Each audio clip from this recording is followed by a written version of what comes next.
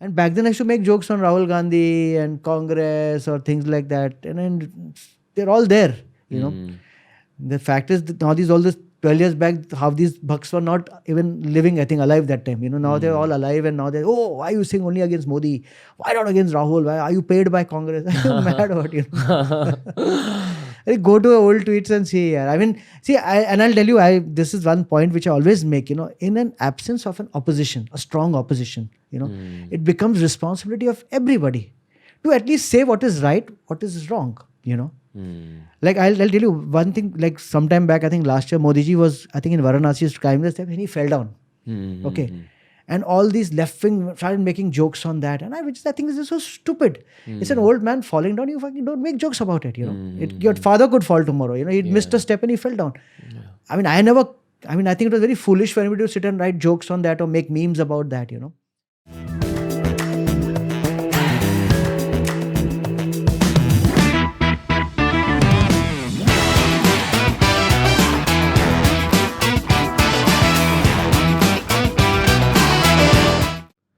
Atul Khatri, welcome to the Ranveer show. Thank you, Ranveer, to the Ranveer show. One of my big criticisms about this show recently has been that I've become too serious in life. Okay. Yeah, because I feel ki the show is a reflection of what I'm going through in life, you know, at that phase when I've recorded. So one of my very close friends said that you have to bring Atul Khatri and Jose Covaco to your show. So I just want to say that every time I meet you have a very different energy. Like then people I've met in the media industry, then like generally the stand-up comedy space, or generally people I meet on a day-to-day basis, very, very different energy. Okay. So do you feel that about yourself? Do you feel like somewhere you stand apart from the crowd? In terms of stand-up comedy, I think yes. I mean, I am generally, I have a lot of energy. I mean, as a person, I'm very hyper. I have a lot of energy, and like even at home, my daughter said, "Papa, just cool down," like, you know. So I don't know. It's always been there, you know. Right. I think somewhere inside, I still feel I'm young, even though I'm 52 years old. So that energy, I think, comes from there. And in fact, and some of the comedians who I solely interact with also, like, you know, off stage and in the green room and all, you know, I'm probably the guy they don't feel I'm old enough. So so I think it's a good positive energy. I think it's a good space to be in. I have the same thing to say about you. Like when someone asked me about this particular episode, I said that I'm going to ask him all the things I wish to ask my parents, but I probably can't. Like I feel I can talk to you about anything. Yeah. But let's begin with your OG story. Okay. What exactly were you doing before stand-up? Because there is confusion about this. Some people say you're a CEO. Yeah. Some people say you had your own businesses. Yeah. So what's the truth? So there was an IT company in Bombay, K-Tech Computers. It's still there. It was me, my brother, and some other people. And so I was a director. So I was the CEO of the company. So I got out of engineering way back late 80s. Then I worked outside, and then I came into this company, and I was running the sales and service part. We used to sell computers, networks, servers, you know, Cisco networks and high-end. We used to maintain networks and computers, infrastructure for a lot of high clients, like 200 computers, 400 computers, maintaining the servers and the networks across India. So I had a good, nice team. So I did that for close to 25 years. And so, yes, that was what I was doing prior to me getting into comedy or trying to sort of, at the age of 44, I decided to get into, try something. I thought I'll want to leave it. It started as you could say as a bucket list. You could start it as my wife would call it, midlife crisis, trying to do something else. And but then I started enjoying it so much that after 4 years after starting it, I quit that and got full-time into stand-up comedy. Got it. I'm going to come back to your story again. Yeah. But you mentioned this word called midlife crisis. It's something that's always intrigued me a lot. Yeah. So because you're a stand-up comic, your job is to observe people. Yeah. So when you're observing your friends, what is this midlife crisis made up of? Like what happens?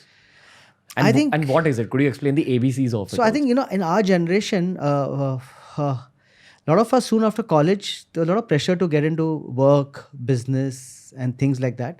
So I think when I say midlife is, you know, 40s, in your 40s, you're typically, that's a midlife, you know, you live up to 70, 80. So 40 is really the midpoint. I think that's where the mid comes from. And I think that's when you start realizing that, hey, you spent 20, 25 years doing, just running around trying to set up, your work, your children, your family. And that's when it hits you, hey, there was no, now it's now or never. At least for me, it was that. So somewhere around at the age of 43, 44, I started feeling that, hey, there's more to life than just this. I can't be doing this for the next 20, 30 years, just running around, trying to please my employees, the government, the taxes, my clients.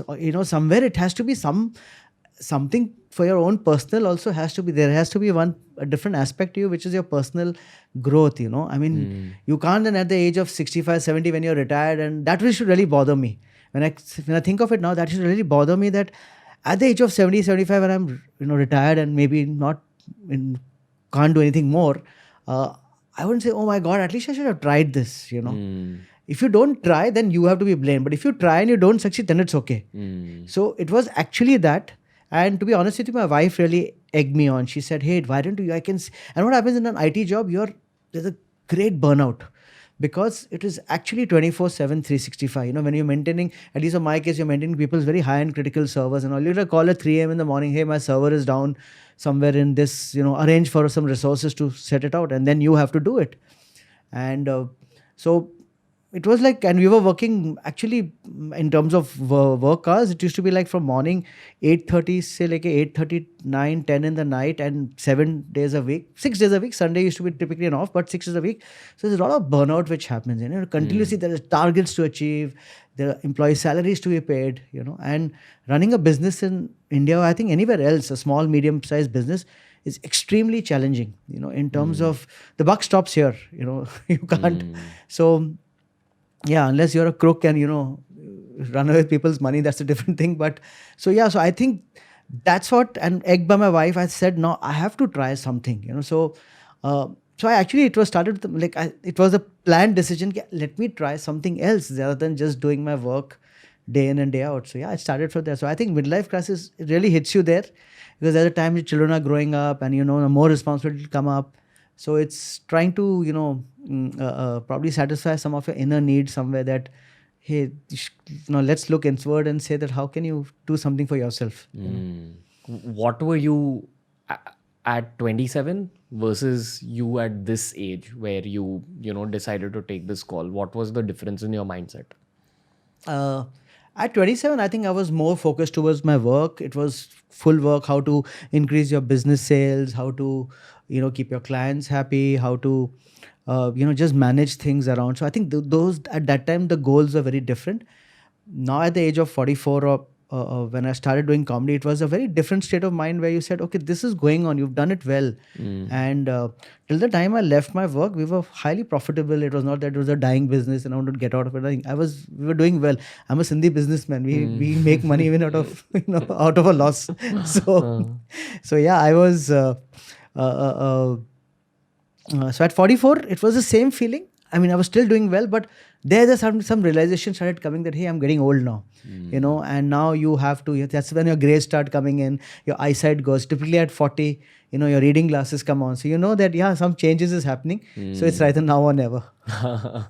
What about all those stand-up comics you met when you began? What was the difference in mindset there? Because I feel age adds a lot of layers to your head. And stand-up comics, just the nature of being a stand-up comic is that you're constantly adding layers to your head. Yeah. So do you feel like the younger stand-up comics are very different from you, or are they very different from you even today? So yeah, some of them are, different, because if I look at a comedian who's like 23, 24, he's very young. He's brilliant on stage. His writing is impeccable. Everything is perfect. But there is the business side to it. There is the, somewhere, I've spoken to a lot of comedians. There's a lot of fear in their head also. And especially today when I meet a lot of kids, like your age. How old are you? Sorry. 27. Oh, yeah. So perfect. So your age, there's a lot of, fears. Shit, I'll have to get married. I'll have to find somebody, get married, have children. Then the children have to go to school, arrange a nanny for them. They have to go. There's a big burden. And so a lot of kids I'm meeting now say, I don't want to get married. That's the first thing. So they feel that it's a lot of responsibilities are getting added, especially in a world now which is getting so polarized, which is becoming fairly negative, and it's becoming so difficult. That's what it feels. But So when I coming back to your question, when I met these comedians, obviously they were young, they were carefree, free spirited, as I would call it. Some of them were just come out of college, they're just writing. For them, just sitting at home whole day long and then coming in the night to a comedy. That was the thing. For me, it was like I used to work in the morning from 8:30 to 6:30, and at workplace carry my jeans, t-shirt, change, rush into my office toilet at 6:37, change into these. Remove my shirt, tie, jacket, get into these cool clothes, and go to some pub or some club to perform. I mean, I have a joke. Every night I used to feel like as I'm Clark Kent, rushing into the toilet, changing into Superman, and going out to save the world. Wow. So yeah. So I think that was a difference where, but genuinely, I learned a lot from these people. It's not that. I mean, I give credit to every young person because it has taught me so much. I somehow feel it's a new lease of life for me.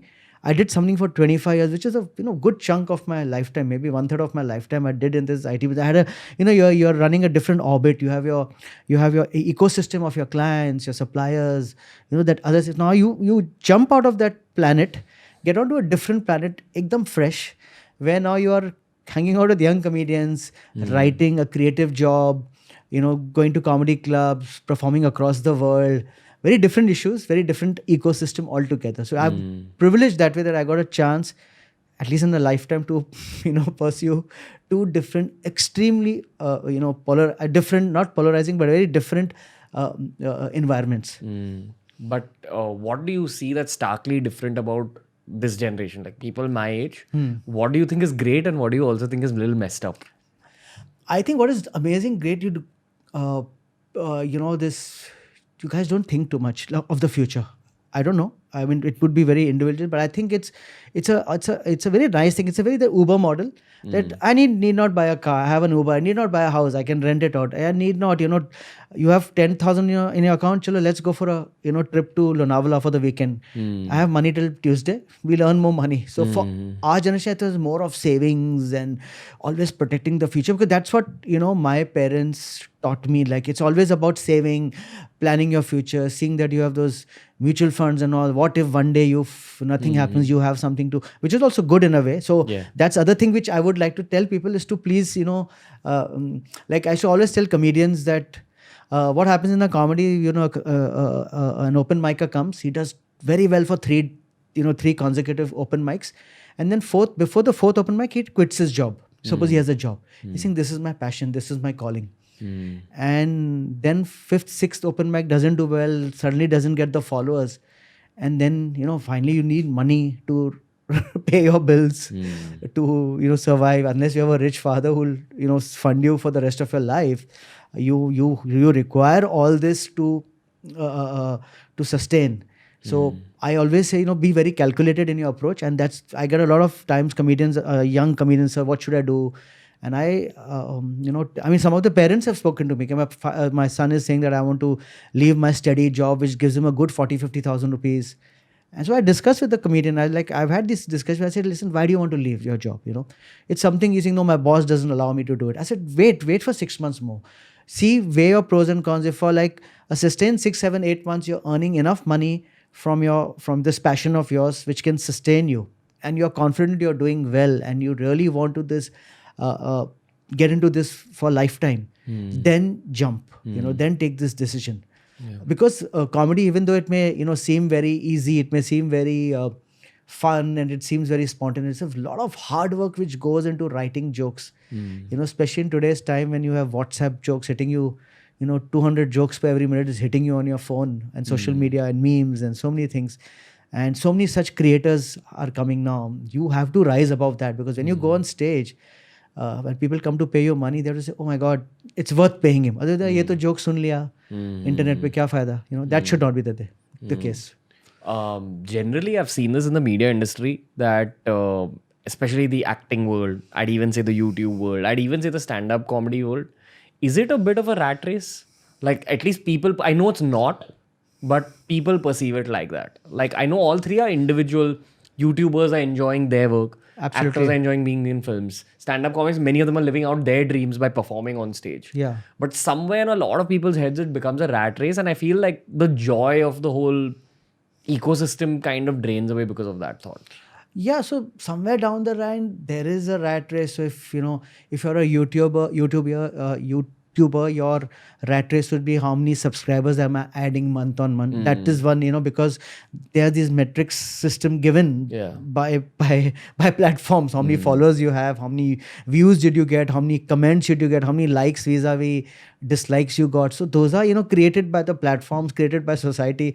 So that way only, you are you're judging yourself. But I genuinely believe that if you're like, I'm telling you honestly, I mean, not in a negative way, but I don't read any comments at all, because it can throw you off. Yeah. The reason I asked you this question is I only see you and Rahul Subramanian as probably the two guys I've met, not in the stand-up comedy space, generally in the whole social media space. You guys don't look at it as a rat race. You're very joyous about where y'all are in life. Maybe because y'all had that contrast before.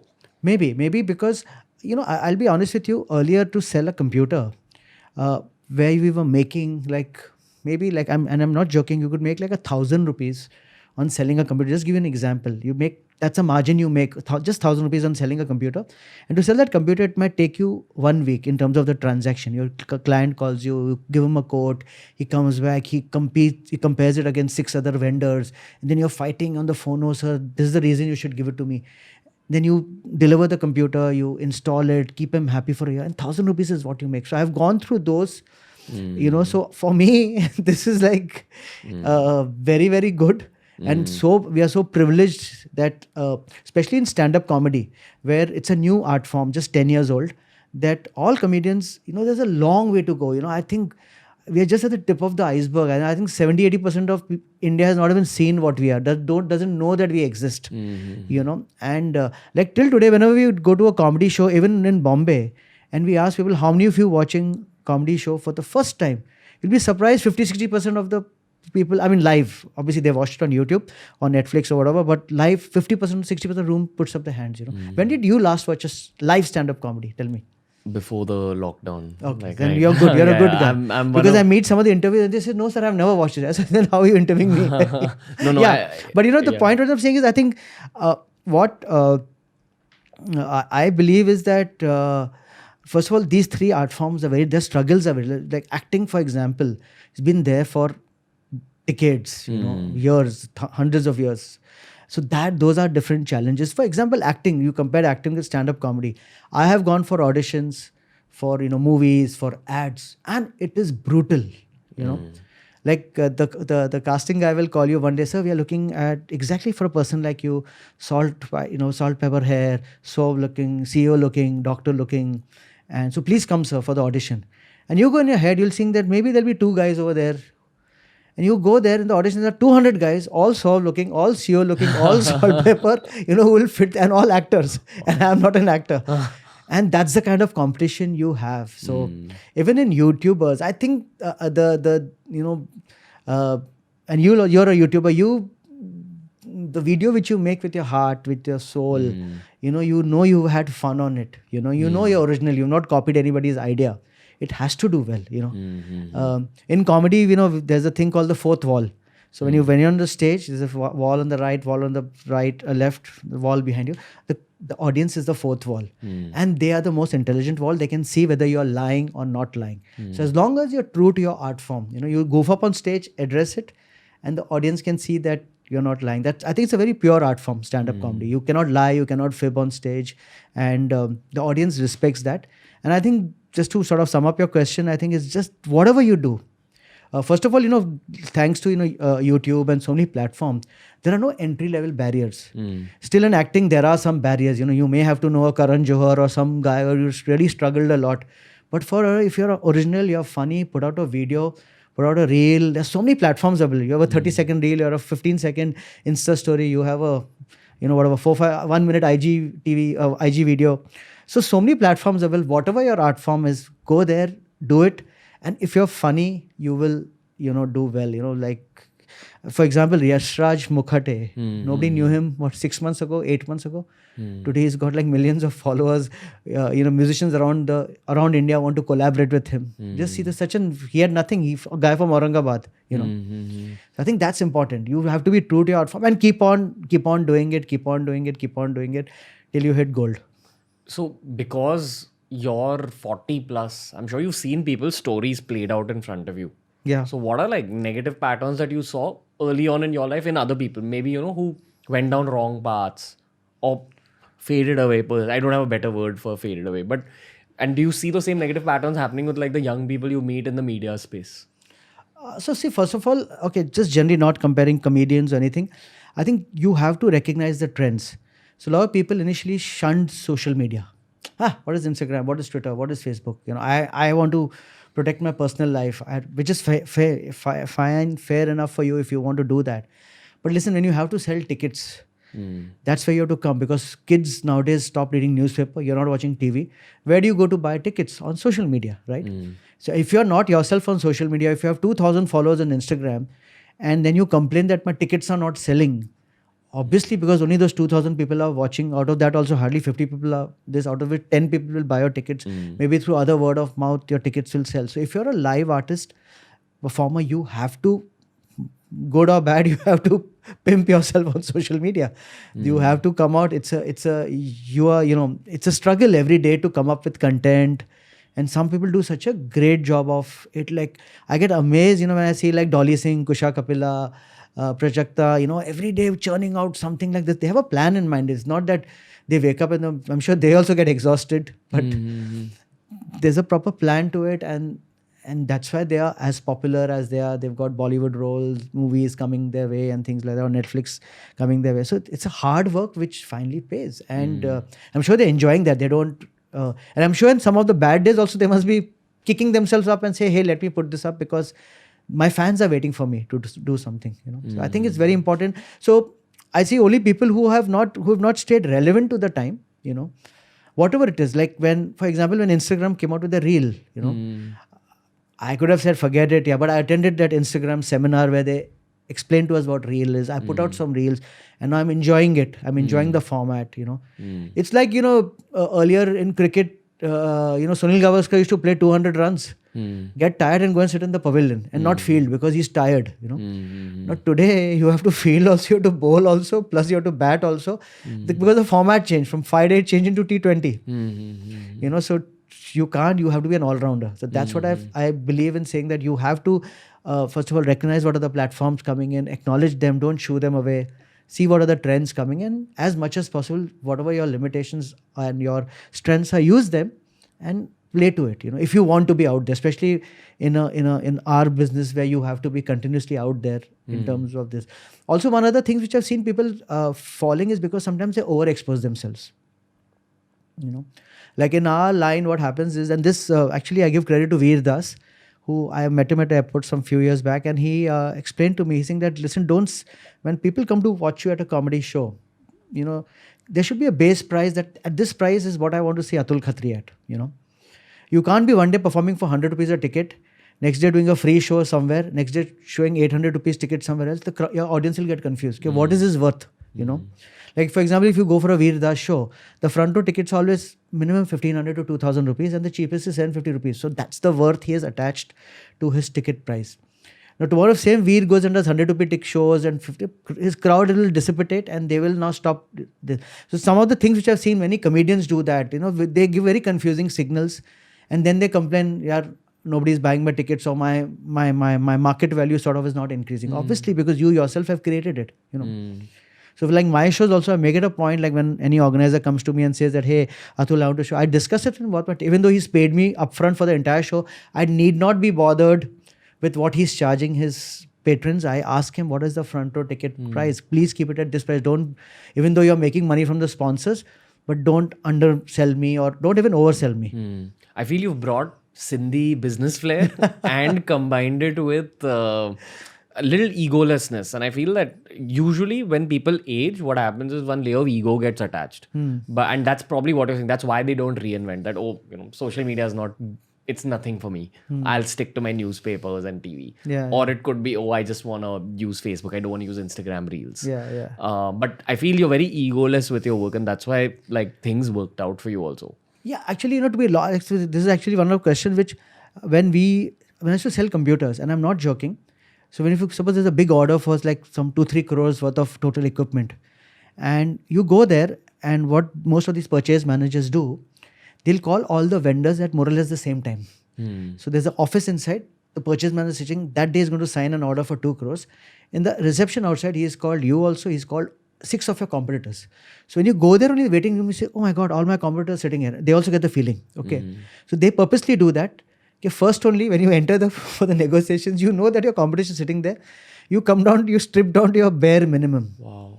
And that's a very good purchasing things which a lot of companies do, so that they purposely call people at this. And in our IT line, it was cutthroat competition. People used to sell computers at 20 rupee margins, 50 rupee margins.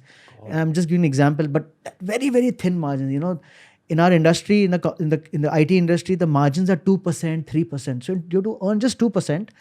And in that also, pay everybody's salary, be happy, still try to make a profit out of it. So I've come from that cutthroat industry. And right in the beginning, like initially in the days when there were very few companies, I should tell everybody, listen, we are competing against ourselves. Don't create this unnecessary stupid competition. Oh, what is AIB doing? Let us do that. Oh, what is EIC doing? Let me follow that. Oh, they formed a collective. We'll form a collective. Oh, they'll do this. We should do that. I said, play to your own spread and don't unnecessarily compete, Compete with yourself. Like Shah Rukh Khan once said, I only compete with myself. I don't compete with anybody else. It's not that he's being egoistic about it, but that's genuinely it is. As an actor, you try to raise the bar in every acting you do. As a comedian, we try to write, okay, 6 years back, this was my writing style. Have I brought something? Have I learned? Have I changed myself? Have I learned something more? And, my next writing should be much better where you yourself feel very happy about it, And I think, if I look at my writing 7 years back, 8 years back, and now, it has definitely changed. It has become better. I have become more learned. I'm reading a lot. I'm observing a lot more. I know what is right, what is not right. 8 years back, a lot of us, in school we used to call our best friend, hey Kalia, hey Motu, and all. Now you realize that somewhere down it's not right. I was a fat kid. I used to be called Motu. So, all my friends used to call Sindhi Chindi. They used to call me. But which a lot of Sindhis will realize, or if you're Spexy, they'll call you double battery. In Bombay, if there's a typical Bava. If you're Parsi, you're Bava. If you're Catholic, you're Mac or Makapao. So nowadays, now it's suddenly become woke. You cannot do all these things. So I'm saying, more as if I would have not been in this comedy life, I still be doing a business. I still think I would somewhere be that guy, who's not so, I would say, educated enough. So, I'm going to mention one of the tweets that my co-founder wrote, Viraj. He basically mentioned that there is woke and then there's over woke. And woke will get offended about every second thing, which is that, how dare you? How dare you like even say Motu? Or how dare you even say like, whatever. Like, and they'll get pissed off about the smallest things. And the whole point of them being over woke is about them being accepting. They want to say that, okay, I'm ready to accept, variety in gender. I'm ready to accept variety in race. I'm ready to accept variety in people. But if you go against their ideologies even a little bit, they will pounce at you. Yeah, absolutely. So anyway, that's the nature of the times we live in. And most of them, it's not this. People have become over woke, and they have to just calm themselves down. That it will take time. Yeah. Do you think there's actually just parental angst that's coming out as over wokeness? No, not really. I think there may be. See, actually, what has also happened, you have to realize that social media really polarizes you. Social dilemma. It's actually social dilemma. If you see that they are trained to polarize you, and you can see it. Since last 4 days, I saw this one YouTuber, some Gora who comes to India, and because I'm going to Varanasi for a trip, so I was searching for good food in Varanasi. So I landed up with this one food blogger, some Goras, 2-3 of them who come to India. I forget the name right now. And last 3 days, whenever I open Facebook, it is just popping me those videos of food bloggers, what food to eat where, what to do, what to do. And India, Pakistan, last 4 days have just been consumed, which is the best food in Pakistan, in Lahore. And I will never go there maybe. Yeah. Or in Iran, or in Malaysia, in some Chengdu in China, which is the best chicken to eat there. But that's so social, just throwing me. And so today I realized I will not do that. I will go and watch some, so it's exactly what happens when you are so woke. Automatically, all social media just starts throwing you those super woke ideas. It will tell you people who to follow, those super woke guys, and it will automatically take you there. If you watch Social Dilemma, what we spoke about, that the thing on Netflix, where he said in the end, you must follow some other people who are opposing of your views. So then Just only to you'll get balance it out. just to balance it out. Which is so important. Yeah, 100%. So I'm honestly kind of apolitical because my political ideology is that unless you can do something about it, don't have extremely strong opinions on it. And I see most people who have extremely strong political opinions my age. I'm not talking about people your age. Your age is different, I feel. But in their 20s, it's like the lesser the ambition, the more extreme the political opinion. So either they'll be hardcore right wing or hardcore left wing, and usually they're not doing much with their life. I feel that if you want to have a really strong opinion, also offer solutions, also work towards something. But that's just my opinion. And I follow the Social Dilemma principle of following all the extreme left, extreme right, more apolitical people. Yeah. And I genuinely feel that's a healthy practice, but it's not something that's going to happen in our times. I think Correct. I see how the extreme left talks, and they're only following all left-wing accounts. Yeah. Same with extreme right. Yeah. But anyway, have you heard of this guy called Todd Phillips, the guy who directed The Hangover? You've seen The Hangover, right? Of course, yeah. He's also the guy who directed The Joker. The latest yeah, one. Wow. which is about mental health issues and depression. Actually, yeah. And if you see that movie, it's very dark. Yeah. And you can tell that Joaquin Phoenix is an extremely dark guy. He's probably gone through shit himself. And you can also tell that whoever's directed this has gone through an extremely dark time. And then you find out that the same guys directed The Hangover, which is like an iconic comedy film. Yeah, It's fun, probably yeah. one of the funniest films I've seen in my life. Correct. And then I also go back to my teenage and my childhood, where there was a lot of Ben Stiller movies. There was amazing comedies that used to come out, and that just doesn't happen anymore. So someone asked Todd Phillips the same question, that why don't you direct anymore? Probably the world of comedy movies needs you. And he said, I'm not going to direct comedy movies. This is not the age of comedy. Comedy died like around 10 years back. Wow. Once social media came up. Maybe. Because he's like, if you even go and watch The Hangover right now, there is a scene in The Hangover where Alan, the slightly chubby guy, he takes a baby's hand and moves it to make it look like the baby is shagging. Jerking off, yeah. So if you do that now, you'll probably find people who will get offended by it. 100%. Or, he's like, there are jokes on Mexicans in that movie. Yeah. And, if we think India is a country that takes offense, so is America. America also takes offense over like the smallest things. So Todd Phillips said that it's not the age of comedy movies anymore. But I'll give you the other flip side now.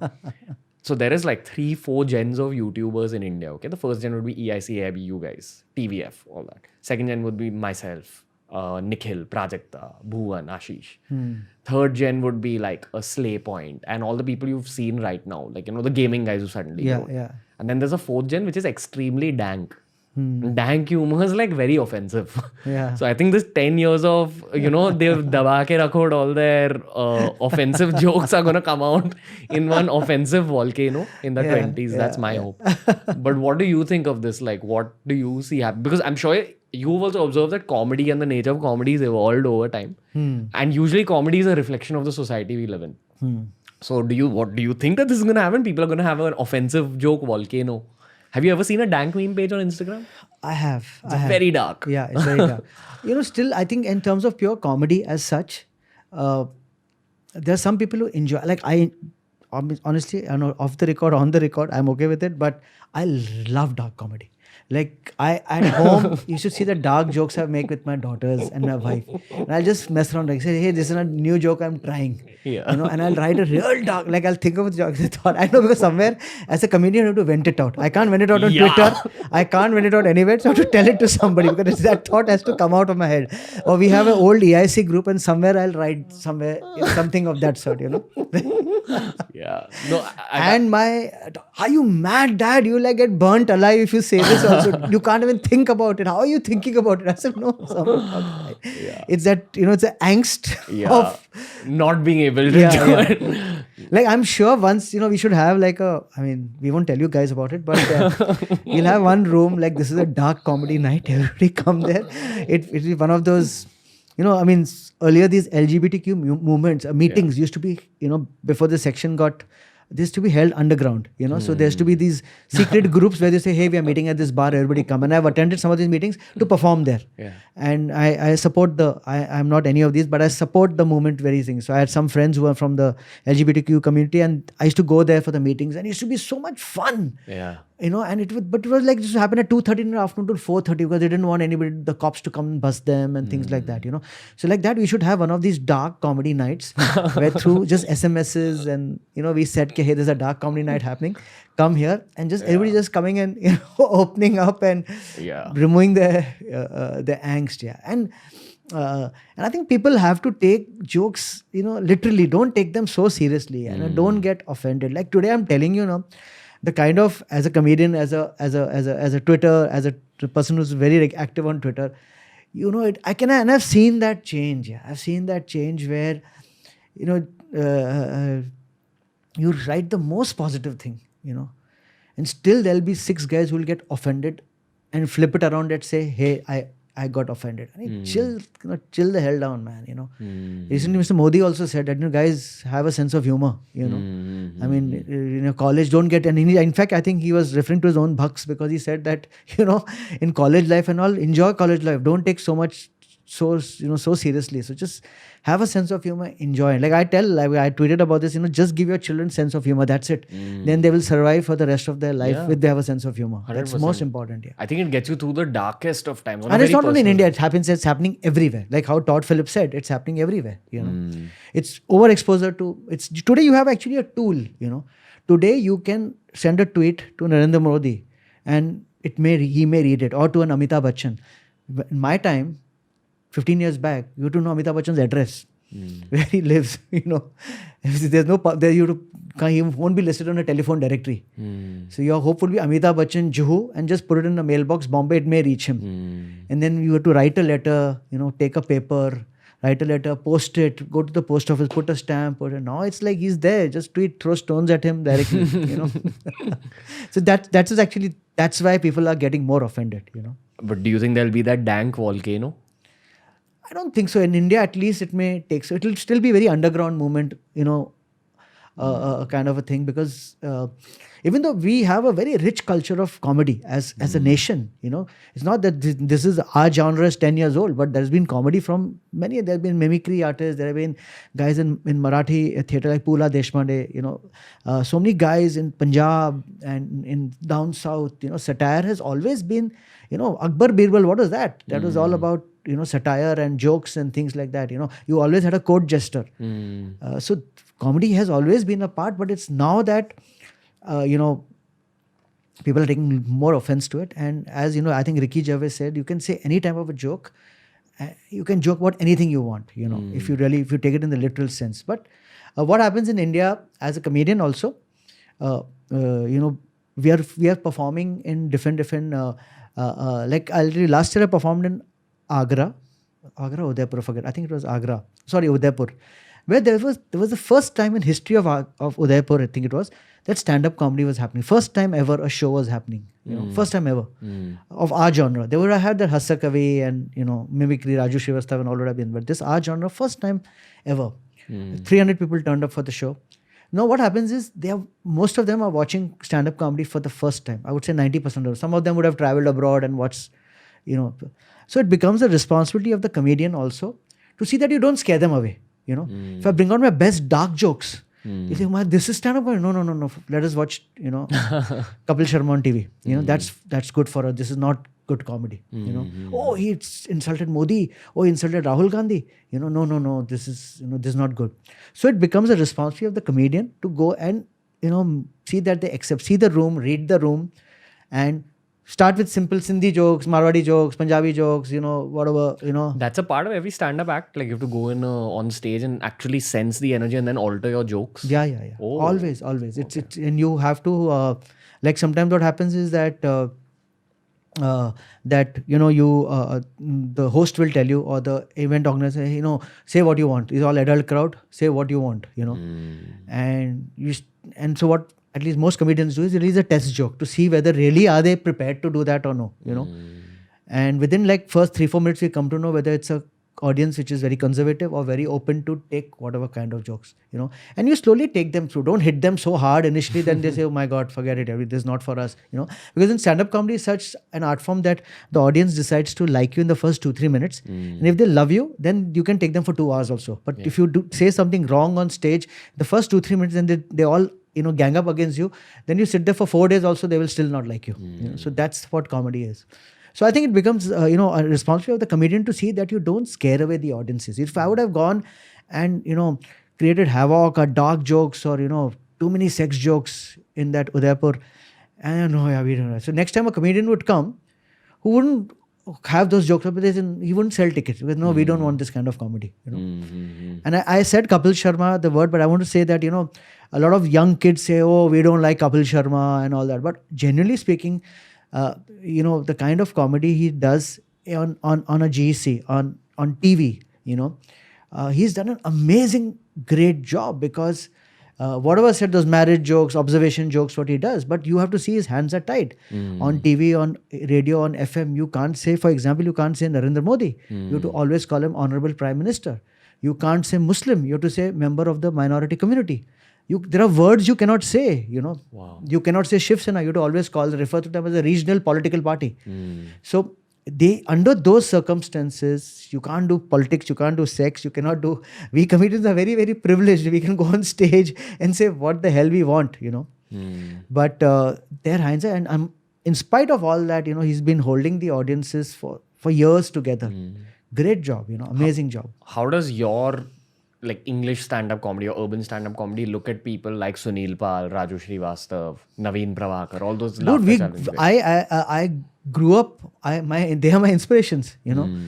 Raju, at that time there was no. We used to not at that time we had no access to what George Carlin or who the old comedians were. Obviously, some tapes and all used to come, but the first tape I watched was in I think early 90s was Eddie Murphy. The Delirious that came on some VHS, where first time, oh my God, he's abusing so much on stage. And that time, just the fact that when you're young, growing up, somewhere just saying the F word 10 times, you should get excited to listen to that, Like, how is he saying all these things? And he's talking about sex, he's talking about making love on stage and this.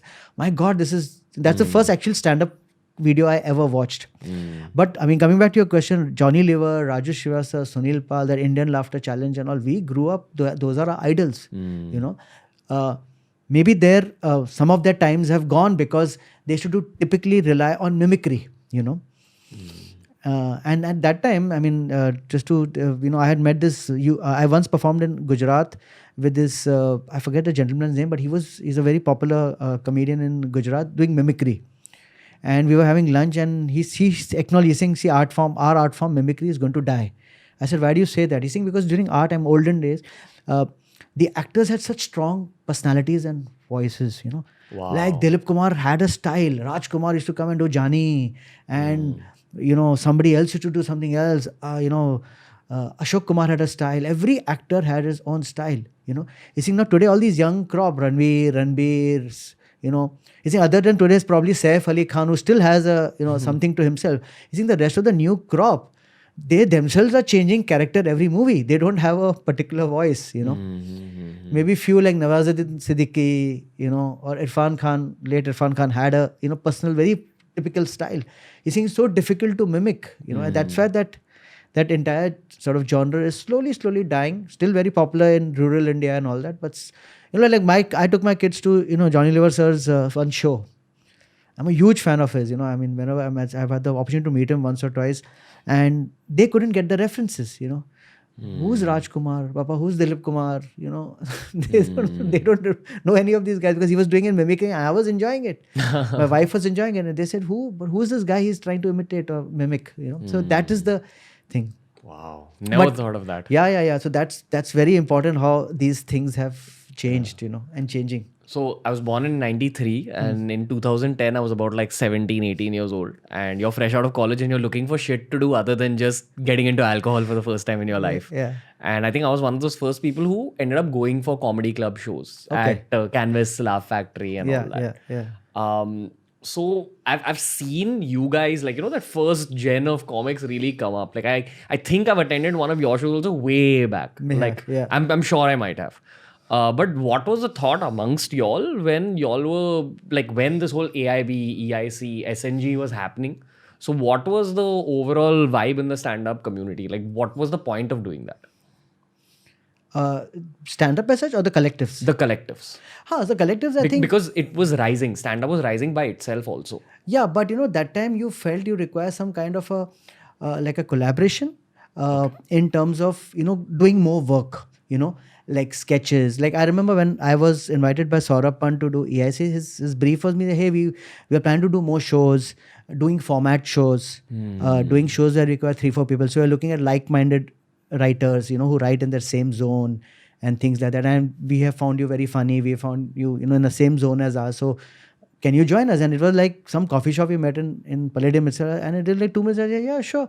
I said, where do we meet? We don't have an office. I said, well, we'll meet in some coffee shop somewhere here and then we'll meet. So it was, yeah, let's work together.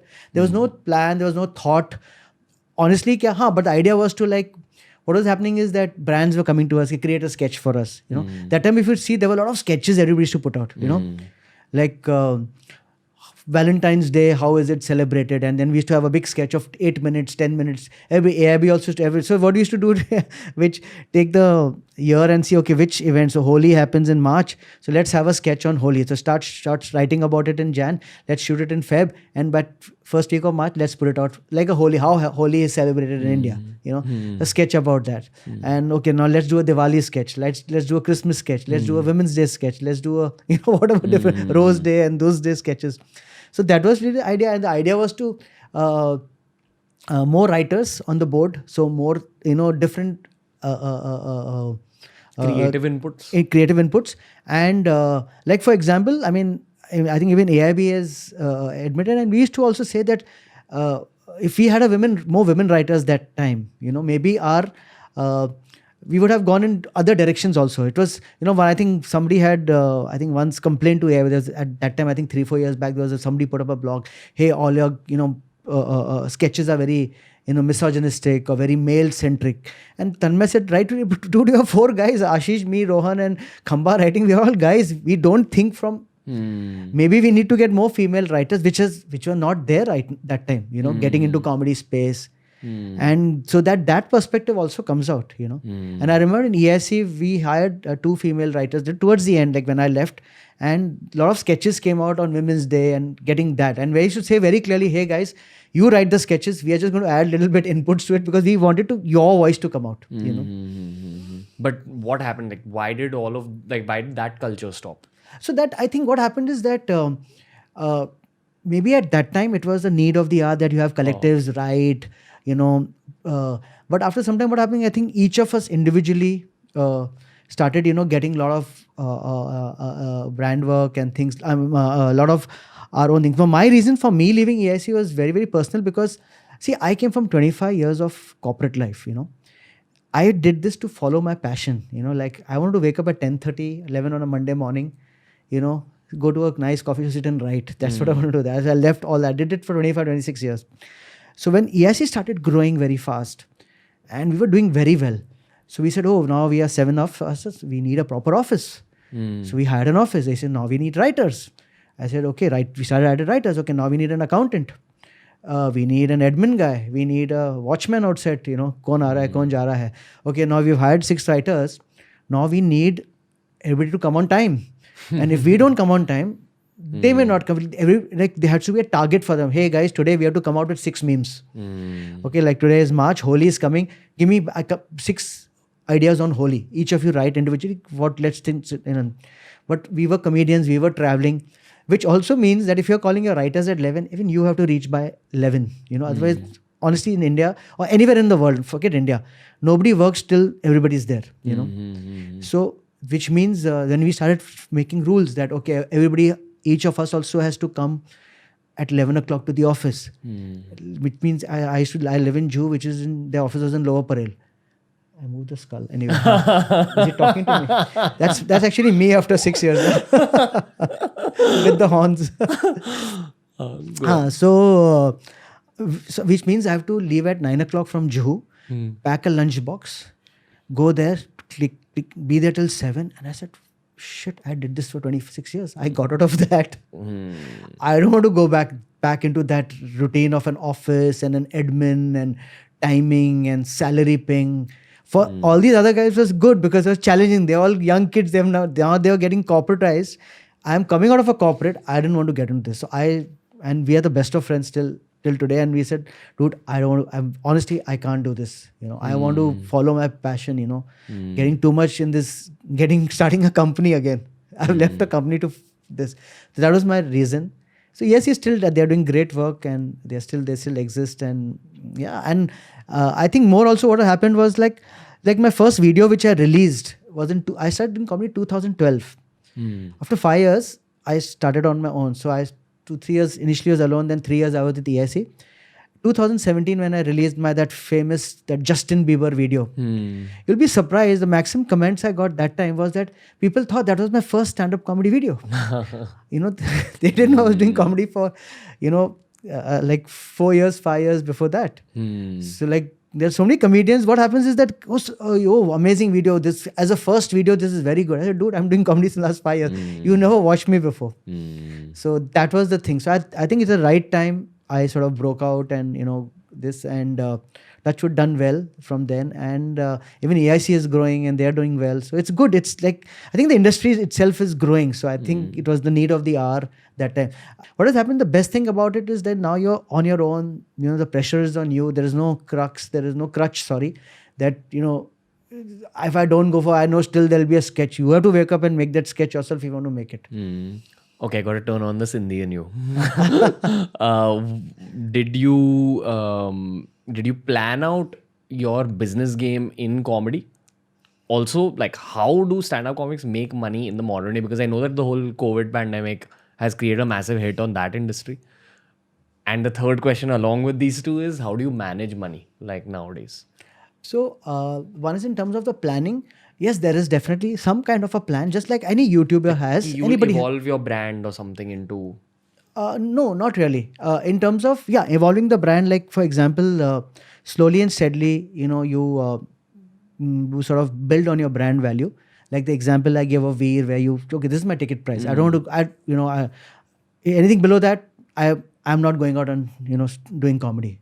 Like today, even for a corporate show, I have a minimum billing value. Beneath that value, I will say no. I will be doing at home, doing nothing, maybe feeling a little bad that even that is actually money. You should have done it rather than sitting at home and scratching, But, and sometimes when you're a wife, she's saying, what is wrong with you? Just for 10,000 rupees, you refuse that gig. I said, it's a point I have to make because, and that's how you build your value, I mean, you have to stop. Otherwise, you will get a gig for 10,000, ye bhi karo, next is 40,000, ye bhi karo, then market gets confused. What is his real value? So that's one way. So in terms of plan, I think, yes, that every probably 2-3 months, 6 months, you release a nice video. Because unfortunately, at one time, we reached a stage, you release a video and then your ticket sales used to rise. Now that has not happened. All these platforms have changed the algorithms. So it's very difficult now. You can't gauge what is selling, what is not selling. But if you're viral, if your video becomes super viral, you become, people start coming for your shows. So there is a little plan. I think every comedian follows that. You write a new special every year. You take it around the world if you can. And then hopefully a Netflix or an Amazon will come and, come to you and you negotiate and to shoot that special. That is one part of it. Second part of it, as a writer, how you're evolving, consuming, what are you consuming? As a comedian, you're digging deeper into yourself and trying to get the better jokes out. More, I would say personal jokes, more, insightful jokks. Because I think the observational jokes, you finished with it. Regular jokes, you finished with it. Now you go deep down and see what you can, build. That's one part of it. So I think the places where comedians make money, obviously one is the ticketed shows, which you sell tickets for. Number two is you get private shows, corporate shows. Is that the big one, like corporate shows? Yeah, obviously. Okay. It's big for everybody. And for musicians, for any art form, that's the biggest money you make because they're paying for it. Private shows pay you for it. Then we get a lot of writing opportunities. As comedians, we are writers. So a lot of, like I remember in EIC and even AIB, and we used to do these Filmfare Awards. So when you see Shah Rukh Khan going on stage and for 3 hours, Shah Rukh Khan and whoever, Saif Ali Khan going and, cracking jokes on stage for 3 hours at Filmfare Awards, obviously they don't have time to sit and write jokes. So we used to go writers like us write for them. Even some of the till today, like Big Boss and so many of these comedic episodes are written by writers, comedians, writers. And people don't know that even that writing gig pays a lot. Actually, it doesn't pay a lot, to be honest with you. They because these film writers have always been there. People used to write for films and movies and things like that. And somehow the budgets there are not some crazy budgets. Okay, they are good, but good to sustain, but not some. It's not crazy money. But yes, that opportunity is there.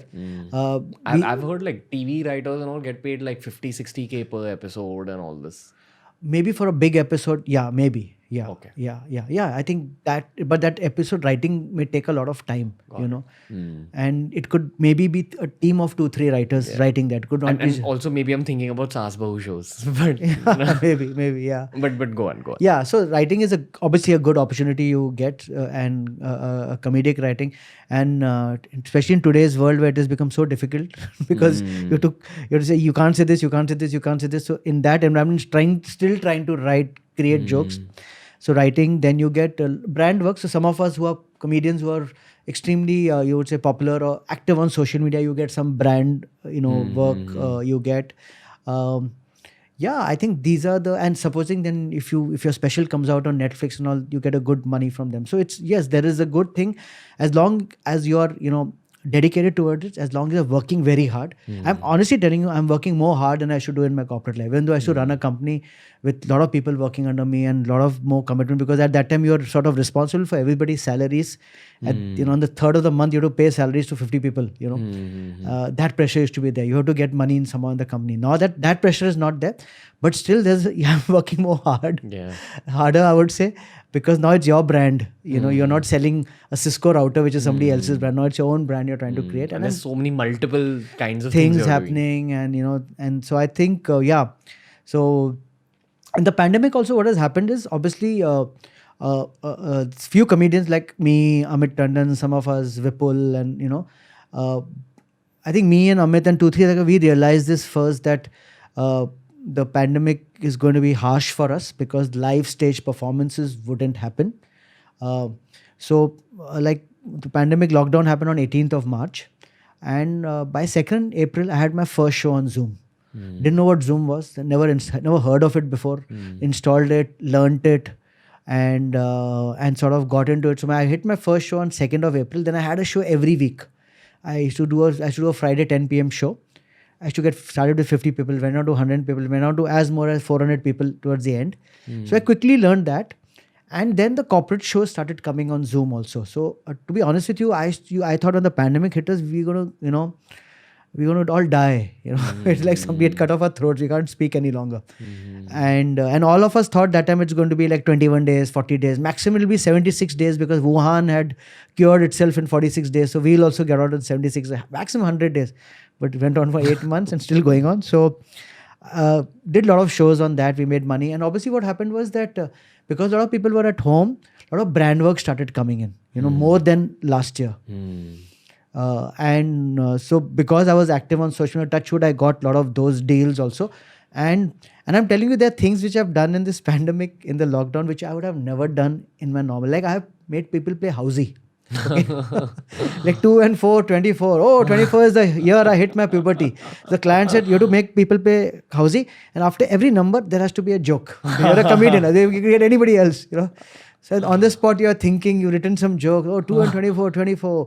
4 and 8, 48. Oh, the day I lost my virginity. So I did make people play housey. I've done some crazy things which I would have never done that in the, And I think for a lot of us, it was against survival. I have, I have a family to sustain. I have so it's, but rightfully, a lot of comedians have taken a creative break. They said, no, I don't want to perform on Zoom. That's not the right platform. Yeah, maybe not the right platform. I think it's 60-70% to a live thing.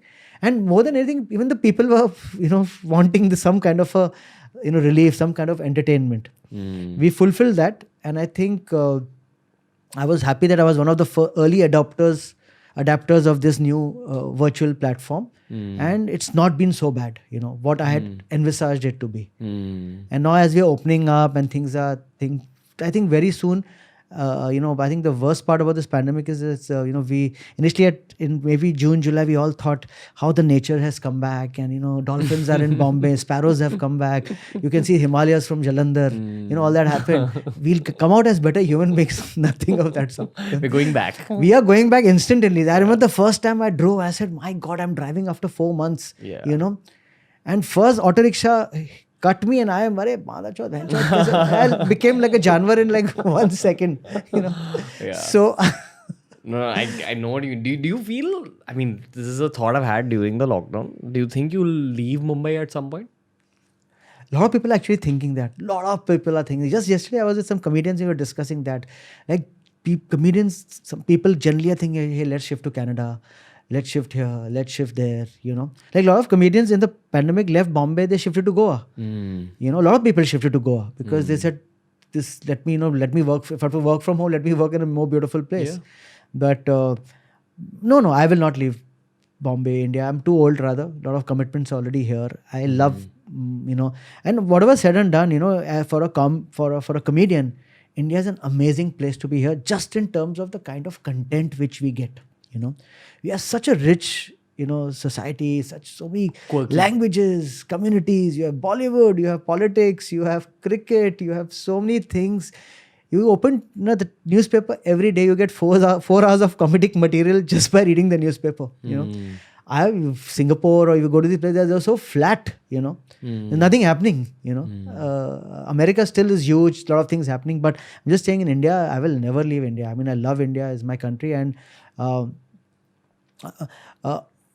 I think, the reasons why a lot of comedians, we were having the discussion, they were thinking, is it safe to do comedy in India any longer, with this very right-wing thing, you say anything, people are, waiting to pounce on you. They were just waiting for you to make one mistake, and maybe you will have the CBI, ED, EOW all at your doorsteps, So I said, no, I'm willing to take that risk. And and as long and what has happened is, unfortunately, comedians are self-censoring themselves. And because finally, and let me tell you, it's not only India, all countries around the world have their own dues. Probably, I think, other than America, where you can go at the night and, give galis to the president, and next morning, like this. But all countries, like I performed in Dubai, you perform in Thailand, every country has more or less things which you should not talk about, which you can say, which you cannot say, but so you do that when you go there. So similarly, like here, you more or less, and more, it's not about that. Like, for example, I don't do any religious jokes on stage or ever, and the reason is not because I don't have, because first of all, I'm for some reason, personal reason, I am a Hindu. I believe in Hinduism and things like that. Unless there's a point to be made, you don't see. First of all, let me tell you, comedians don't get, hey, chalo, let me offend somebody. Chalo, kya hai? Chalo, I'm a Hindu, chalo, aaj Muslims ko offend karte ho. I'm a Muslim, chalo, theek hai, apne community ko offend karte na kuch. Let me just poke something. No, nobody. I mean, you'd be a very juvenile comedian to think that way. You have to have a very strong, nice opinion, and finally there have to be jokes. You just don't offend to this. Like, I don't do political jokes on stage ever. Politics is, I reserve it for Twitter because that's a flavor of the day. Something has happened, you comment on it. Yeah. And it's a genuine comment. Like, just today when I was coming here, I saw, I've been on Facebook since last 12 years. Today, like just yesterday or today, I was reading on my, Facebook brings back those memories. And back then I used to make jokes on Rahul Gandhi and Congress or things like that. And they're all there, The fact is that now all this 12 years back, half these bucks were not even living, I think, alive that time. Now they're all alive, and now they're, why are you saying only against Modi? Why not against Rahul? Why are you paid by Congress? Are you mad or what? Go to old tweets and see. I mean, and I'll tell you, this is one point which I always make, in an absence of an opposition, a strong opposition, it becomes responsibility of everybody to at least say what is right, what is wrong, Like, I'll tell you one thing, like sometime back, I think last year, Modi ji was, I think, in Varanasi climbing the steps and he fell down. Okay.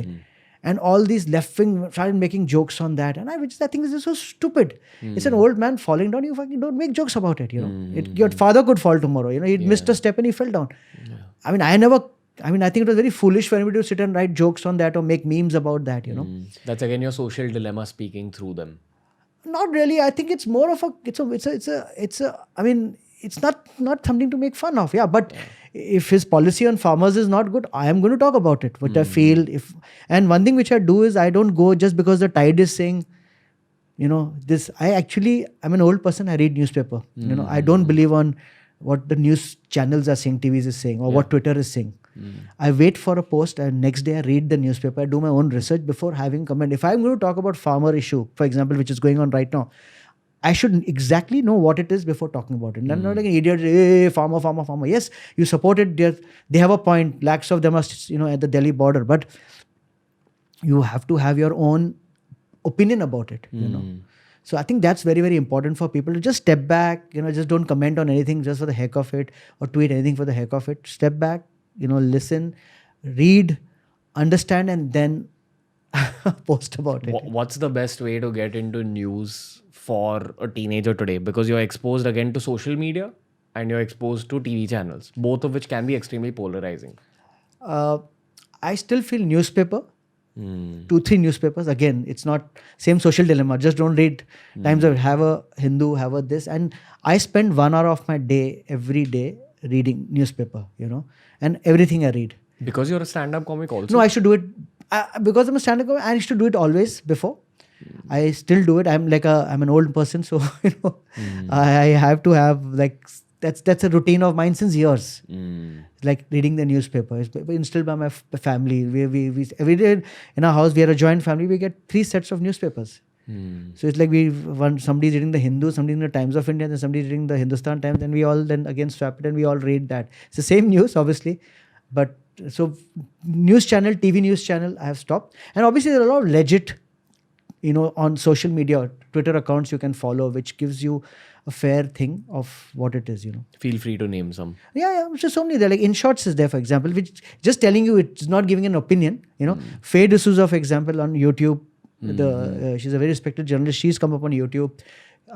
She calls experts on what has happened today in these other news channels.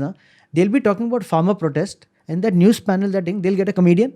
They'll get an old retired Bollywood actor. What do you feel, sir, about farmer? That guy has freaking no clue, and he's got a call at 6:30, come for this panel at 8 o'clock. And then 1.5 hours, kya bolna hai, and maybe they'll say, sir, aap ek kaam karo, you take this opinion, say that you're with the government. And he's anyway a right-wing bhakt comedian, actor. So he's going on, he has no opinion. He'll be actually on the TV news, he'll be given 2 words to speak only. Because there are 40 people on that channel, on that debate.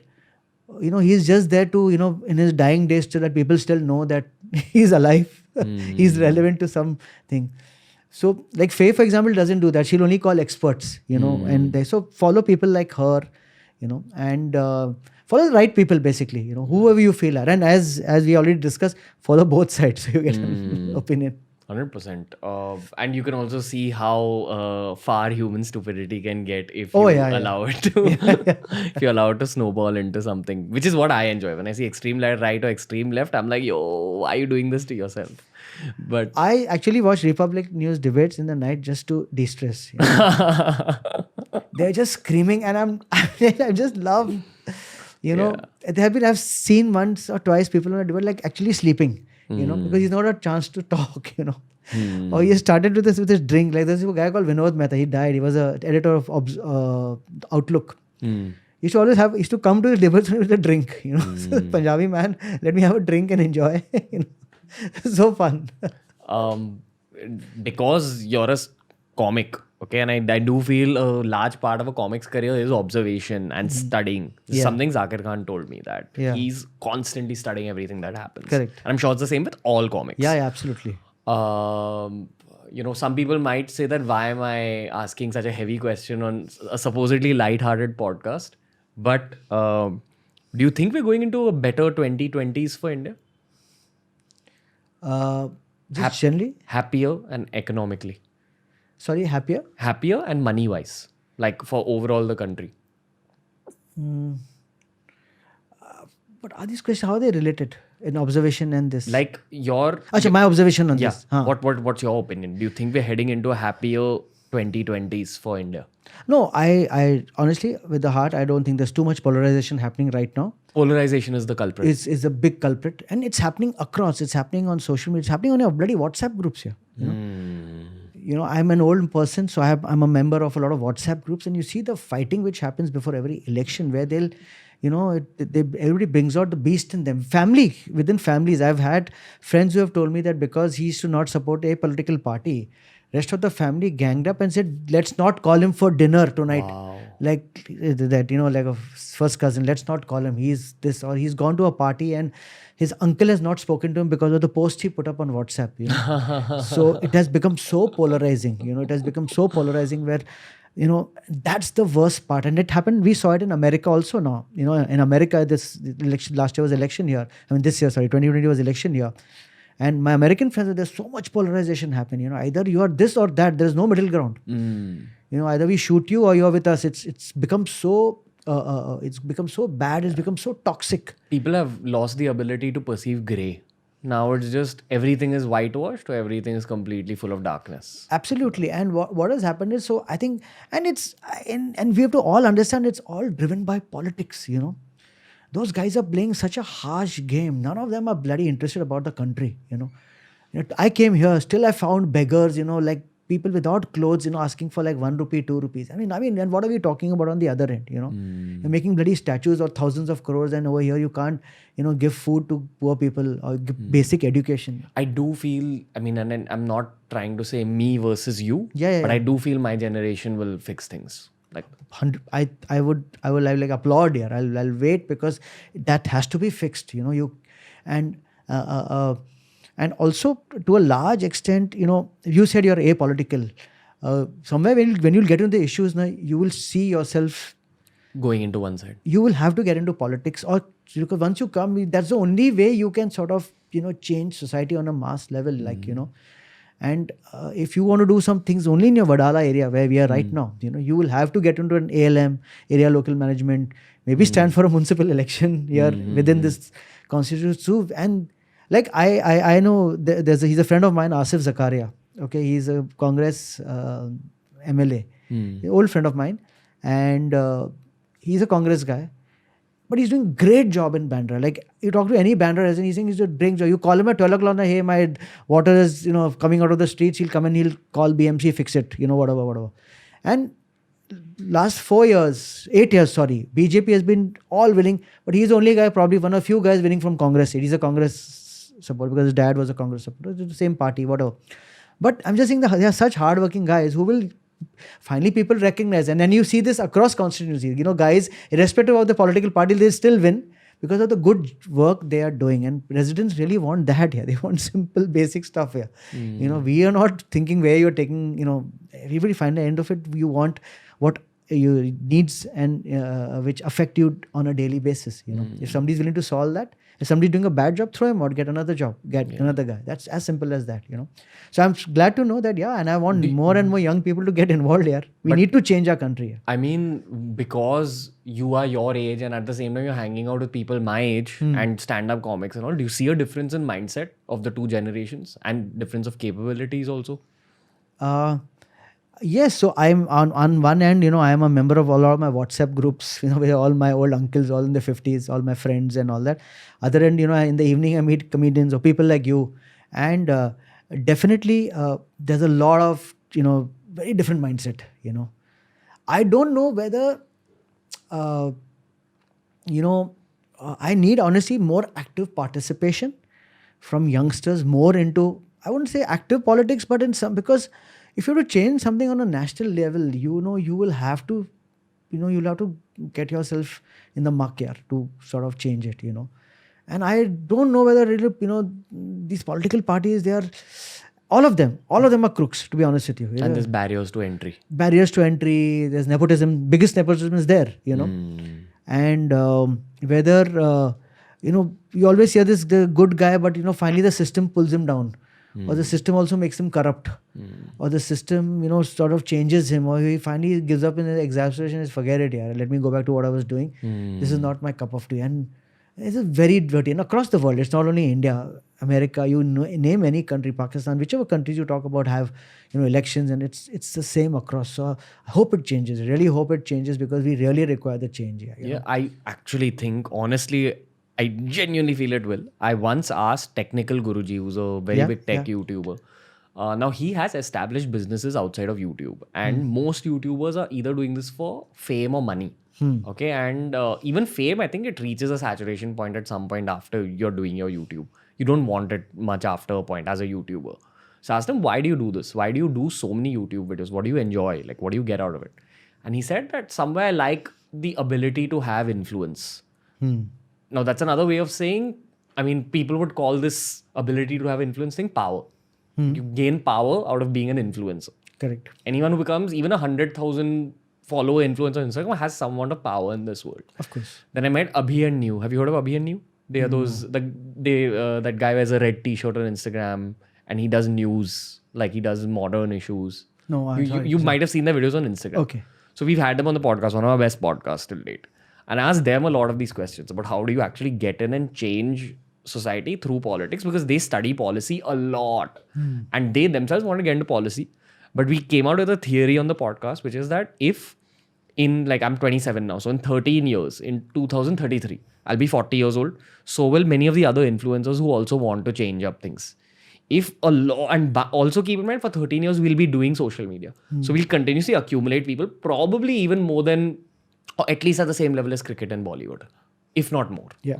And I personally feel it might be more just because of how snowballing is happening on social media. Correct. So in 2033, maybe we'll be in a position where a lot of good social media influencers who have money to back what they want to do can get together and create a new political movement. But there have been thoughts like this. Do you think it's a possibility? 100%. It's very, and I think the people are really looking at a change. The fact is that, I mean, I'm again sorry talking about politics. No, go for it. But I mean, Congress as a party, just to say, it's been wiped out. But still today in some states, they are winning. I mean, they won a lot of elections in the last 1 year. They won, I think Rajasthan, they won a lot of other states. You wonder how they are so incompetent. They don't have a bloody leadership. Which also, I actually tweeted about it. It's actually, if there's a good chance. And I think in 2019 when BJP won, and the fact that, BJP, for example, is sorry, I'm talking about politics because your question is political heavy. Yeah. So is that because they won, and the amount of campaigning, the thousands of crores they spent, honestly, if you've done a great job, you don't have to spend money. The people will still vote for you. And yet in 2009, they came back with a thumping majority. I'm saying I tweeted that time that it's very easy now for a startup political party, to do a good job, to have the right people. And in 2024, you have 5 years, you can actually make a dent, And but it has to be grassroots level, because honestly speaking, till now, YouTube, Twitter, social media is just hardly, minuscule of a population which is getting this. And also the people who will control the votes are from the interiors of the country. Absolutely. 500 million of which are not even on social media yet. 100%. And what happens is over there, today why has fake news become so big? It's a proper propaganda. It's a proper agenda. One of my daughter's friends, she did a project in UP, in the villages. She's from Bombay. I think they did some project in the village of UP where they said that those guys are uneducated. They never read. They can't read the newspaper. They don't have televisions at home. I'm talking about a small village in UP. But thanks to Jio, they all have 4G now smartphones they have got. Okay, and what smartphone has? WhatsApp. And what WhatsApp has is news. So they look at that as legitimate source of news, And that's why there's this IT cells of both parties, just, pushing the agenda, 4 guys killed our holy mother cow in the village next to you. Will agitate any person. They think it's legit news. Maybe it's not even legit. Maybe, they were eating goat for, But then what happens is, this will come to our thing. 4 guys raped a Hindu girl. Come on, start killing. 4 Hindu guys raped a Muslim girl. There's a lot of fake news. And we ourselves have been in this pandemic. In Bombay, I got so many fake news we were getting where the police had to clarify, hey, we have not made this. They said, police will not from tomorrow, this is open, that is open.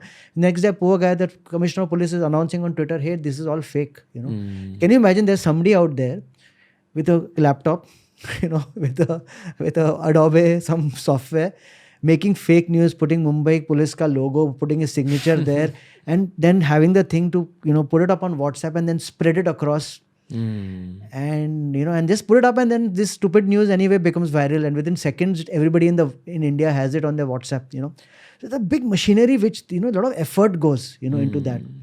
So I think, so can you imagine, as you rightly said, that's the really problem. But hopefully they start realizing it, but it's it's a very big problem. Half these guys are not educated. They can't reason between, I would not say really reason between right and wrong. They know that, but I'm saying that education really helps. And unless I think, and I am telling you all, for most politicians, they rather keep their voter bank uneducated. They want to keep them poor. They want to put them in that so that they never start questioning. Yeah. But they may not be able to stop the internet. And 100%, But I don't know, internet will probably get curtailed for all you know. Tomorrow for all you say, they'll say, okay, ban YouTube in India. Ban these exercises. They'll give on a list. Ban Ranveer, he's getting too much into politics. Ban Tech Guru, ban Atul Khatri, ban comedians, It can very well happen. It can happen, I'm not saying by anybody can say. Then nobody wants, dissent here. It's we'll do our stuff. We want to do this, just there was a Telangana municipal elections. Can you imagine? And the top political leaders of BJP were there campaigning. So that's the kind of machinery they are putting in, willing each and every, because they know they'll win this election. Next year they'll take the Lok Sabha over there. So it's that kind of a machinery which you are fighting against. And these are political parties who have been there in India for the last 70 years. So you're fighting against those. I'm saying if somebody can do it, well done. I think we deserve a good opposition, or a good political party which is really looking for the welfare of India without dividing people. Really, you have these issues. I'm telling you. I mean, we're looking at today. Today just I was reading one girl, Muslim girl. She had to abort her child because some Muslim couple. This love jihad thing which has started in UP, and I think they were already married. They had children also, but still they went and beat up the husband. The woman was put in some room, and she miscarried her child. For all this unnecessarily. I mean, this is just it's a proper I would say propaganda which is running. And I'm not really blaming BJP. Congress, they would also have done some. They would have looted the country and gone away. So it's everybody has that, but very good if the young YouTubers and the young we should be spending more time on science, on technology, these young kids, rather than sitting like bucks and and sitting and tweeting against, or Congress is just sitting and tweeting and against it. Read, improve your knowledge. I think that's what in 2020 the first child of the year was an Indian, Gitanjali Rao, right? The first time child of the year 2020 was an Indian girl. I feel generally when you absorb knowledge, you get a wider perspective, and mostly knowledge is spreading out in India. It's already begun in urban metros. Like if you talk to 18-year-olds of today, they're very different from even what I was. Like they talk of course. Yeah, just because they've been loaded with information since they were children. Correct. They got social media in their hands when they were 4 years old. Yeah, actually. So that information gives you a wider, even though there is that social dilemma thing of polarization, this is one massive positive aspect of social media also, where it's giving you a lot of information to absorb. Quick information. So, I mean, compare a 15-year-old sitting in 1980 in some village in one corner of Madhya Pradesh versus that same village in Madhya Pradesh right now. Maybe there's no development in the village, but those kids have the internet. And 100%. So now they know about lions in Africa, and they know about what happens in Canada and what happens in Japan, probably. Or at least they have access. Yeah, this is what I realized in stand-up comedy also. Like when for example, when you hit, like I said, Udaipur example, where I did comedy for Udaipur.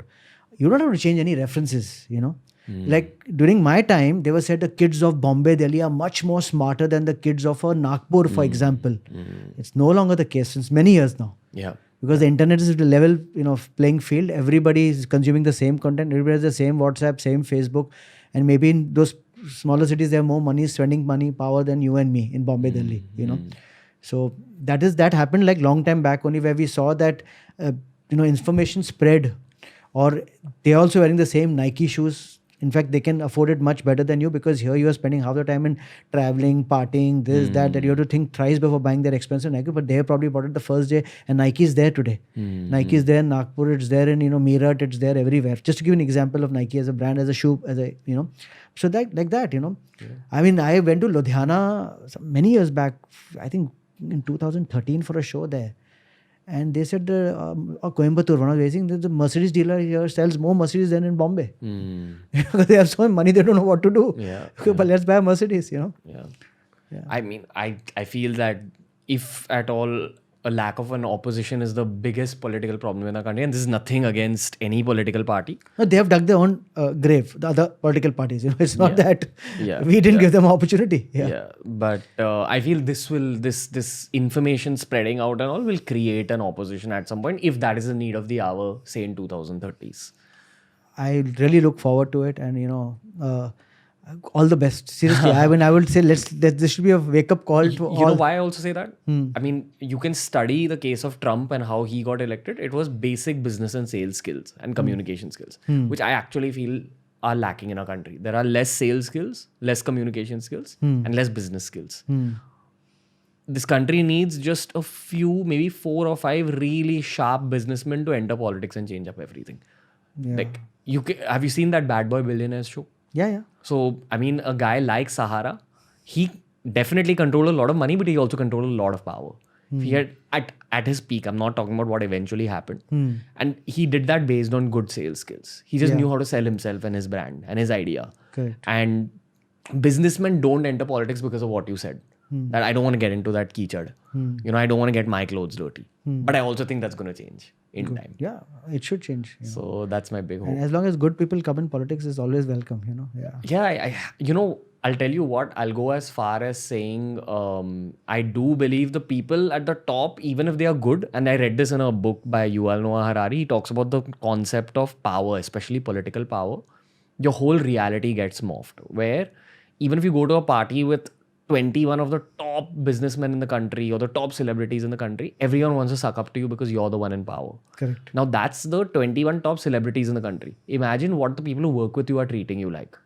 So people who work with you are treating you like you are the shit. I will do anything for you. Correct. So it morphs, no matter who you are, it morphs your own mind as well. 100%. Yeah. So I feel that even if the people at the top have good intent and they have, these dreams for India, it's all the layers under them that end up corrupting their mindset. Maybe. Or corrupting the country. All the negatives you speak about any political party may not be the guy at the top. It may be all the layers under it. But because that some particular person is the face of a particular political party, all the blame goes on a Rahul or a Modi. Correct. So anyway, that's... I totally agree with you. Yeah. I agree with you here because I genuinely feel that Modi ji must be having a great sense of humor. Because he's talked about sense of humor many times. This is the 3rd or 4th time he's talked about it. But it's the bucks around him, this people who layer up that power, give him so much that. And it's not that Modi has just come in. He has worked hard for it. Yeah. He's been a political party from RSS and from years. Yeah. It's not that he just rose up one day and said, okay, hey, I'm the king. I do appreciate that he is gutsy. Like he will do, even if it's a miscalculated move, he will try doing something gutsy. What I don't appreciate is obviously the lack of inclusion and all that's happening in our country lately. And this is all planned. It's a part of a bigger agenda, which maybe the extreme right wing is forcing on him. And then when you're swimming with the sharks, then you have to swim with them. Then you can't say no to them. India needs more political podcasts. You never know. Let's talk too much politics. Let's change the subject. Let's talk about sex. I was about to say let's talk about sex. How does sexuality change as you grow older though? What is that? What is sex? Yeah, like how does... Years. No, I'm just joking. No. We do talk about sex a lot on this podcast. Okay, great. Let's talk about it. How does it... And the reason I'm asking you this is I was with a friend last week who... He's 26. He's younger than I am. Not taking care of his body at all. Never taken care of his body. He's not out of shape completely, but just smokes like a chimney, drinks like a fish. And then also eats a lot of junk. He's starting to get erectile dysfunction type issues at 26. Oh. Like, khada nahi hota basically. And I'm just like, how did this happen? Because, and most of my other friends are all really fit, play football, everything's working great. But I also see a whole section of guys on that other front. So one, I'm sure when you get older, you see a lot of your own friends with ED and things like that. Yeah. But how does sexuality change for a guy, like going forward? Actually, I think first of all, let me talk for myself. I don't think it has changed any bit. That's what till today. I mean, I don't have any ED issues. No, but you see people around you? We don't discuss it. I think guys will never. Guys might discuss it. Okay, at least my friends will never say, "Hey, यार खड़ा नहीं होता." You know, they will not say that. You know, I just चुपचाप हिला के सो जा फिर. You know, what can I tell him? But no, but I'm just saying that. No, I think guys we don't discuss. Maybe like women. I know my women friends, like my wife's friends. They talk a lot about their sexual lives among each other and the kitty parties and this and that and all. Like that. what? Like, because I'm assuming. I mean, I understand you talk about your sexual life in your 20s when you're not married and it's different. But how do you talk about your sexual life in your 40s? Like I have had so I'll tell you what we in this old age you have these couple kitty parties, okay, where all couples get together, and what used to happen, this is a true story, and I was a member at one time. Now I've stopped all this. Like this I'm talking about like pre my comedy days. Now I've stopped all these kitty parties, but so before I used to attend a lot of this couple kitty parties. Usually they are parents of your children, same school, so you have a school couple kitty group, then you'll have a neighborhood kitty, then you have some friends you grew up with, that special couple kitty, and you meet once a month in somebody's house or a restaurant. It's just like a fixed dinner, so you look forward to it because you're eating somewhere nice place. If we book a restaurant, we'll all go there. And what used to happen is, like, as soon as you enter, all the guys are on one side, all the women are on one side. And you go to the guy side, and the fucking most boring side of the room. Everybody either dissing Modi or Rahul Gandhi or talking about his new BMW. Like in one of the couple parties, I realized that a friend bought a BMW car, and I never knew till then because, that BMW doesn't give you, or one of these German car manufacturers don't give you a spare tire. And I said, why? You see, no, they're only... I'm a Maruti owner and a Fiat car owner, and always you had that extra, that stepney in your dicky. You see, no, because these new cars, even if there's a puncture, it can still drive for 100 kilometers so that you reach a place and you repair a thing. So I realized that. So one day, I bought a new BMW, but I had to pay for the extras, like so many thousands. So I learned all these. So it's all boring talk happening there. But once you come on the women's side, where all the ladies say all the nice gossip and masala and this used to happen. So I used to always spend 5 minutes with them and go and sit with the ladies and get a lot of material from them, like what they talk, everybody bitching their mother-in-law or their teacher or the school or things like that. So that was my fun part of this. But sexuality definitely changes. You definitely, your libido does come down, and that's the way it has to be, explained. And but still, I think it's, I think as long as you're physically fit, I think there's a lot of this with physical fitness, definitely. I remember I ran the Mumbai marathon for 13 years, half marathon, and every day practicing. And your libido fucking goes through the roof, I mean, I used to write about it, I was just like, you reach the finish line, you just wanted to bloody come. Yeah. I don't know, you can say this on this podcast. You can. Like, because you're exercising so much and you're eating the right stuff and, you're doing weight training and things like that. That definitely sort of keeps your, health. This now in our old age group, 52 and all, now these, you hear these messages like, you must jerk off every day to keep your prostate so that you don't have prostate cancer when you're old, So you get all these messages. So the messages have changed, Yeah. And, but yeah, I think guys will still be guys, yeah. What the guys your age who are maybe not at the peak level of happiness, what is causing that lack of happiness? Is it that not being in the correct job? Guys, women, whatever, men and women. I don't know. I've really not. I think people who are not happy is, Do you have friends who are unhappy? I'm sure. Yeah, I'm sure. I think they've not really expressed. No, I don't know. Do you sense? Maybe, guys of my generation, we don't open up too much, to each other. Like, nobody will come up and say, hey, dude, I mean, this is very, very close to me. And still he will be very skeptical of telling me, hey, dude, I'm having a financial problem, he'll think that maybe he's coming to me to ask for help or things like that. But generally what you hear, what you see, people have lost their jobs. Like I know 2-3 of my friends who have lost their jobs in this pandemic. Obviously they must be unhappy, but they've never come to me and say, hey dude, I'm unhappy about it. But I think what bothers people is that obviously job security, financial security, I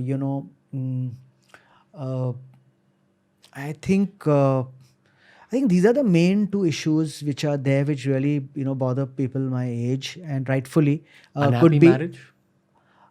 I think if they were unhappy, they would have been separate now. Like I'm married for 27 years now. Happily married, and I'm saying if somebody would have been unhappy, they would have probably had their differences. Yes, people do have unhappy marriages also.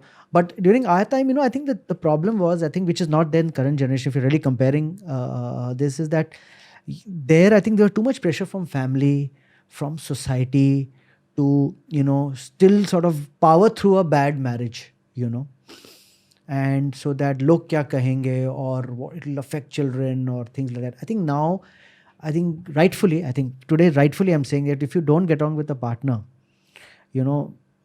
within 3-4 years, 5 years, even though if you have had a child, you can maybe separate and say, hey, okay, let's, I'll take care of the child, but let's separate or whatever. You can have that arrangement, financial arrangement, and whatever the other arrangements are there.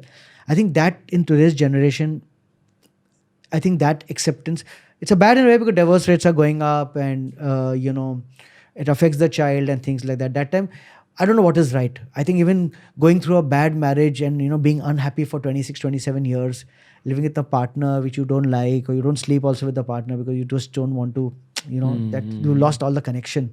But still you have to power through it because her parents are alive, your parents are alive, and you think, fuck, it's too late in life now to, sit and separate and go through the divorce settlements and this like that. Even that is bad. It's better to, split right now. And this, like, I remember I came to know this was in 2016. I went to the UK to perform, and I have this, all we have these marriage jokes, how my wife troubles me and this and that, and it kills in India, but didn't kill there. It didn't do well at all. And I asked the fellow comedian, saying, yeah, because here the audience is wondering, if you're so fucking unhappy with your wife, don't sit on stage and fucking complain. Leave her. Marry somebody else, so they don't get that perspective. How a guy for 27 years is married or 25 years is married and still talking about how his wife doesn't, treat him properly, or how they have this, whatever. You fucking just leave her and go, start your new life. Why the fuck are you on stage complaining and whining about it? So that's, cultures are different, you have to understand the culture of a city where you go to perform also, or the country where you perform. Yeah. I've actually met your wife at Soho House once. Yes. Yeah. Super positive vibe, just like you. Yeah. Selfish question here. I've been thinking a lot about marriage lately, and I'm single right now. But if the right person comes along, I'd love to date for a while and then get married. Yeah. And honestly, I feel, at least from the outside, and I've never spoken to you about your marriage, but I feel like you guys have a great equation with each other. Like, you're all best friends and all. Yeah. Is that the reason why it's worked? And what advice do you have for young guys who are thinking about getting married? So first of all, I had a love marriage. So I fought against my parents' wishes and got married to my wife. Is your wife not Sindhi? She's not Sindhi. She's Punjabi. Oh, okay. Even though Sindhi Punjabi is like more or less similar, but still my parents wanted me to have an arranged marriage, and I had like fought with them for 1 year. My parents didn't talk to me for close to 6 months, and then one fine day they reconciled and said, okay, get married to her. So and we were going on for like 2-3 years. Then I told my parents, they didn't agree. Then for 6 months this entire thing went. My parents were not talking to me, and then finally one day they came and said, okay, fine. And then we got married and things like that. And that time was a time where also, I mean, just to cover that point, I was not financially independent. I just got out of college and got into work and things like that, and joined my brother's business and this computer thing. So I was not financially, I was like, okay, to hell with you, I'm leaving home and going. Maybe those are not the times where you could do that. Maybe now you can. Nowadays I've seen kids, like, by the time they start earning, they say, Dad, Mom, even I'm moving to a house 3 buildings away from you, but I want my space. The space thing and all that time, we didn't have the balls, or we didn't have the thing to also tell our parents about it. So you have to basically keep them happy somehow, and say that this. So so it was a love marriage, and we've been best of friends, and still today, like, we can't think of a holiday without each other. Like, we may say, oh, I need like this pandemic, like my wife said, And because I travel a lot because of comedy. And these 8 months I've been at home. And after one time she said, listen, I'm sick of you. Just go somewhere. Or I want a solo holiday. I said, yeah, go take it. And then she started suggesting, you also come along with me. I said, how the hell, you're a solo holiday. He said, no, you be in the room. I'll be in the room. We won't talk to each other. But come with me, So, so I think we've had our ups and downs. We've had our fights. We've had our issues. But somehow down the line, we have sort of reconciled, and we've also grown as individuals, And trying to say that, maybe I think as husbands, you tend to say, okay, fuck it, yeah, let's not fight. Finally affect your own sex life. She's the sole provider. So why the hell do you have to fight with your, you don't mess around with your dealer. So I think that was, I'm just joking here, but so I think, so if you find a right person who you feel, and it's like today the things have changed where you can live with her, like your parents might say, okay, yeah, spend some time together. Her parents may say, things have changed. Like I'm sure your dad, mom must be very cool about it. Like, they're from Bombay. They'll say, yeah, okay, spend some time with her, go for a holiday together, see yourself out. Because they also don't want you to, and her parents would not want to find a wrong partner. Then after 3 years, 4 years, because what is happening is also, let me tell you, people, I think earlier the tolerance levels were more, Like if your mother-in-law would have said, beta, kya khana banaya tumne? Being a little dramatic and filmy here. And mama, sorry, kal se main apna haath theek karungi. I'll make better. I'll go through a cookbook. Today if the mother-in-law says, beta, kya kar? Fuck you, mother. Show the middle finger. Jaake Zomato mein order karo. Main yahi khaungi. Ye main aise hi banaungi. Right? So tolerance levels and which is rightfully, your mother-in-law come and give and tell you. Now the mother-in-law has to change. So I'm just saying it's good. Spend some time with her. If you filed, and one more thing you have to realize that you as an individual, even though you're smarter than what, as a 27-year-old, you're much more smarter than what I was when I was 27. You've seen more life. You have, read more. You have been through more. The times have changed. Internet has maybe changed you, as you said. But at the end of it, you may have to definitely make adjustments. So don't be a fucking dick that time and say, okay, I'm not going to change this, I will, I don't want to lose my freedom. Obviously, your freedom will get curtailed once you have children. You can't go for that boys' night out, which you used to do a football night out. If your child is crying with your wife, if she's got and children at the right time, they will get this something called peptic, where suddenly they have something in their stomach. And the children just start crying for fucking no rhyme or reason. And then I say it's peptic. Can you give them it used to be called something. It was some medicine, Dr. Pardiwala, some peptic, something you put. And then after half an hour, child stops, and then you have to realize it's got peptic. So I'm just saying these things will happen. That time you feel like taking a pillow and, strangling your child, but no. And that has happened many a times, where we used to make plans and say, hey, tonight we're partying and all that. And that bloody evening, your child comes with a running stomach and crying, and you have to take care of the child. You can't leave him with him or her with the maid. So all these things, that you have to be prepared for those changes. You have to prepare to grow up a little bit, accept it, live with each other, and then power through the things. And not at the first instant, okay, fuck it, you fuck off, chalo, bye, tata, ho gaya. No. Work through it, And then, definitely do get married. Yeah. And the reason and ladies on this podcast, he's a very handsome guy. He's a lovely news studio in Vadala. So please. Happy to quote any Punjabis or Sindhis, because it's almost the same thing. And the Punjabi-Sindhi equation seems to have worked. So I'm glad. Atul Khatri, thank you for sharing your happiness, man. I feel you're genuinely one of the happiest people I know. Thank you so much. So really, it was an honor having you on the show, and I'm going to link your handles down below. Thank you, Ranveer. Thank you so much. All the best. Take care.